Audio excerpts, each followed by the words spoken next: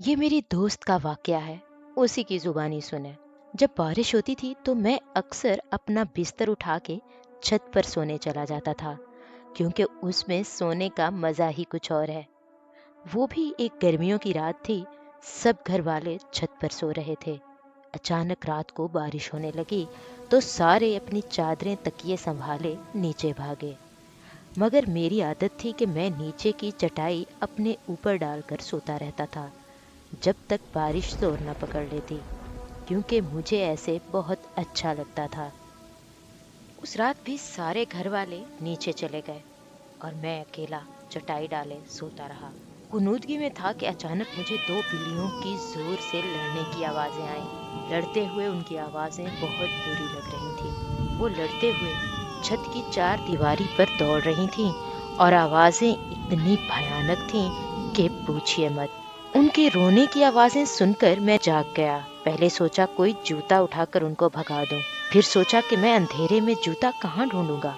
थोड़ी देर बाद खुद ही लड़कर थक जाएंगी तो चली जाएंगी। अचानक खामोशी हो गई। मैं दोबारा गुनूदगी में चला गया। तभी एक बिल्ली की जोरदार चीख मेरी चारपाई के ऐन नीचे से आई और मैं उछल पड़ा। मैंने चारपाई के नीचे झांका, मगर वहाँ कोई नहीं था। इधर उधर नजर दौड़ाई, मगर वहाँ कोई भी नहीं था। मैंने सोचा कि शायद मेरे उठते ही उसने साथ वाले घर में छलांग मार दी हो। मैंने जूता अपने पास रख लिया कि अब अगर आए तो उसको नहीं छोड़ूंगा। मैं दोबारा लेट गया और खुद को पुरसुकून करते करते थोड़ी देर बाद दोबारा नींद में चला गया। आंख तब खुली जब बिल्ली के गुर्राने की आवाज मैंने अपनी चारपाई की सीधी तरफ से महसूस की। उसकी गुर्राहट पूरी छत पर फैल रही थी। मैंने आहिस्ता आहिस्ता अपने हाथ जूते की तरफ बढ़ाया और उसको मारने के लिए उठा, लेकिन देखा तो वहाँ कुछ भी न था। वो गुर्राहट अब मुझे अपनी बाईं तरफ से आ रही थी।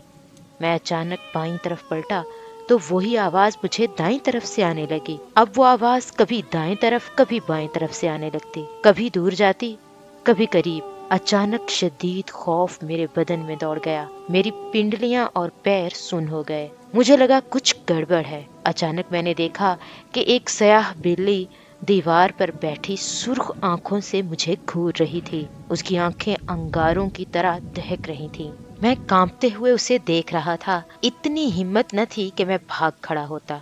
फिर वो अचानक बड़ी होने लगी और मेरे देखते ही देखते वो बकरी जितनी बड़ी हो गई और ऐसी नजर आ रही थी जैसे काला चीता होता है, क्योंकि वो बिल्कुल स्याह बिल्ली थी। फिर अचानक उसने ऐसी पोजीशन ली जैसे वो दीवार पर से मुझ पर छलांग लगाने वाली हो। मेरे मुंह से एक जोरदार चीख निकली। मैं एक ही छलांग में नीचे उतरा और सीढ़ियों की तरफ भागा। मेरी चीख इतनी बुलंद थी कि मेरे अम्मी अब्बू और बड़ा भाई सहन में आ गए और मैं सीढ़ियों से नीचे आते ही गिरकर बेहोश हो गया। मगर परेशानियां खत्म न हुई। कुछ दिनों तक मुझे डरावने ख्वाब आते रहे। मुझे वही बिल्ली नजर आती जो कभी मेरे नरखरे पर दांत गाड़े होती, कभी वो मेरा खून चाट रही होती। मैं नींद में चीखने लगता। फिर मुझे ख्वाब में भयानक लोग दिखाई देते। किसी का सर नहीं होता, किसी का गोश्त लटक रहा होता, आंखों की जगह काले सुराख होते, बाजू कटे हुए होते। मैं बीमार रहने लगा, कमजोर होता गया। डर के मारे मैं घर से बाहर नहीं निकलता। फिर मौलवी साहब दम करने आते, मुझे पानी पिलाया जाता। मेरी वालदा हर वक्त मुझ पर सूरह यासीन पढ़कर फूंकती। अफाका होता, मगर फिर वही हालत हो जाती। बैठे बैठे चीखें मारकर बेहोश हो जाता। एक रोज मैं बैठा पढ़ रहा था कि किसी काम से कमरे में अपनी अम्मी के पास गया। मुझे एकदम डर सा लगा। मैं अपनी अम्मी के पास गया कि वो मुझ पर कुछ पढ़कर फूंक दें। मेरी अम्मी मेरी तरफ पीठ किए अलमारी खोले कपड़े तह कर रही थी। मैंने अम्मी को पुकारा, मगर उन्होंने मुझे जवाब नहीं दिया। मैं उनके करीब गया और उनको आवाज दी तो उन्होंने मुझे मुड़कर देखा, मगर वो मेरी वालदा नहीं थी। वो खौफनाक शक्ल की औरत थी। उसका रंग तांबे जैसा था, आंखें उसकी सर्द और मुंह का दहाना बड़ा था। वो हाथ फैलाए हंसती चली जा रही थी।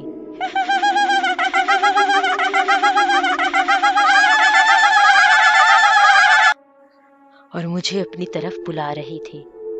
اس کے دانت چمک رہے تھے۔ میں تو پہلے ہی ڈر کے اپنی والدہ کے پاس دم کروانے آیا تھا۔ اس عورت کی شکل دیکھی تو وہیں بے ہوش ہو گیا۔ جب ہوش آیا تو مولوی صاحب میرے سرہانے بیٹھے کچھ پڑھ رہے تھے۔ میرے ابو شدید پریشانی میں بیٹھے تھے۔ مولوی صاحب کے پوچھنے پر ان کو میں نے ساری بات بتائی تو وہ سوچ میں پڑ گئے۔ پھر اسی طرح کے واقعات میرے علاوہ میرے گھر کے دوسرے افراد کے ساتھ بھی پیش آنے لگے۔ کبھی باتھ روم کا دروازہ اندر سے بند ہوتا، پانی کی آوازیں آنے لگتیں، تھوڑی دیر بعد دروازہ کھل جاتا لیکن اندر کوئی نہ ہوتا۔ ایک بار ہم سب رات کو ٹی وی دیکھ رہے تھے کہ بجلی کا بٹن ٹھک سے اوپر ہوا اور بلب بجھ گیا۔ ایک بار میری امی کی چارپائی کمرے کے بیچ میں کسی نے کھینچ کر دور کر دی جب وہ سوئی ہوئی تھی۔ چیزیں ہم ایک جگہ رکھتے مگر ہمیں ملتی دوسری جگہ سے تھیں۔ گھر کا ہر فرد ڈرا سہما رہنا لگا۔ کوئی میرے ساتھ نہیں بیٹھتا تھا۔ سارے بہن بھائی مجھ سے گھن کھانے لگے تھے۔ کوئی میرے منہ پر تھوکنا بھی گوارا نہ کرتا تھا۔ کالج میں دوست دور رہنے لگے تھے۔ ہمارے گھر کا سکون غارت ہوئے 7 مہینے ہو گئے تھے۔ میں اپنی حالت سے اتنا تنگ ہوا کہ خودکشی کرنے کا سوچنے لگا۔ ایک روز ہمارے مولوی صاحب اپنے ساتھ ایک بزرگ کو لے آئے اور بتایا کہ یہ میرے مرشد ہیں۔ وہ بزرگ سفید کپڑوں میں تھے، سفید عمامہ تھا، چہرے پر سفید داڑھی تھی اور ماتھا ایسے چمک رہا تھا جیسے روشنی پھوٹ رہی ہو۔ انہوں نے میرے ماتھے پر ہاتھ رکھا اور میں رو پڑا۔ میرے والد صاحب نے سارے واقعات ان کو بتائے اور وہ سکون سے بیٹھے سن رہے تھے۔ ان کے ہونٹوں پر ایسی مسکراہٹ تھی اور اتنا سکون تھا اور چہرے پر اتنا نور تھا کہ دل کرتا تھا کہ ان کو دیکھتے ہی رہیں۔ انہوں نے میرے والد صاحب کے ساتھ سارے کمروں کا جائزہ لیا، چھت پر جا کر ایک ایک کونا دیکھا اور ساتھ والوں کی چھتیں دیکھیں۔ ہمارے گھر میں محلے کی عورتوں کا رش لگ گیا جو ان سے پانی دم کروانے آ گئی تھیں۔ وہ میرے قریب آ کے بیٹھ گئے اور انہوں نے اپنے دائیں پیر کا انگوٹھا میرے ماتھے کے درمیان میں رکھا اور اپنی آنکھیں بند کر کے کچھ پڑھنے لگے۔ مجھے ایسے لگا جیسے کوئی میری کھال کو کھینچ رہا ہو۔ میری چیخیں نہیں رک رہی تھیں۔ میں ان کا انگوٹھا اپنے ماتھے سے ہٹانا چاہتا تھا مگر ان کا پیر تک نہیں ہلا سکا۔ میرا بھائی مجھے بتاتا ہے کہ وہ 1 گھنٹے سے زیادہ کچھ پڑھتے رہے اور تمہاری دلخراش چیخیں سننا ہمارے بس سے باہر تھا۔ آنکھیں کھولیں تو وہ مجھے دیکھ رہے تھے۔ ان کے چہرے پر مسکراہٹ تھی۔ انہوں نے پانی منگوا کر دم کیا۔ کمرے کے ہر کونے میں پانی چھڑکا گیا اور 2 گھونٹ پانی مجھے پلا دیے۔ وہ 2 گھونٹ پانی ایسے جیسے کوئی آب حیات تھا کہ میرے پیتے ہی میرے سر سے 7 مہینے کا چڑھا ہوا بوجھ اتر گیا۔ میرے کاندھے ہلکے ہو گئے، میرے جسم میں سکون دوڑنے لگا، میری بجھی آنکھیں روشن ہو گئیں۔ میں اٹھ گیا اور ان کی چھاتی پر سر رکھ کر رونے لگا۔ وہ میرے جسم پر ہاتھ پھیرنے لگے، پھر وہ چلے گئے۔ آج اس بات کو 3 سال ہو گئے ہیں اور اللہ کا شکر ہے کہ پھر کوئی ایسا واقعہ پیش نہ آیا۔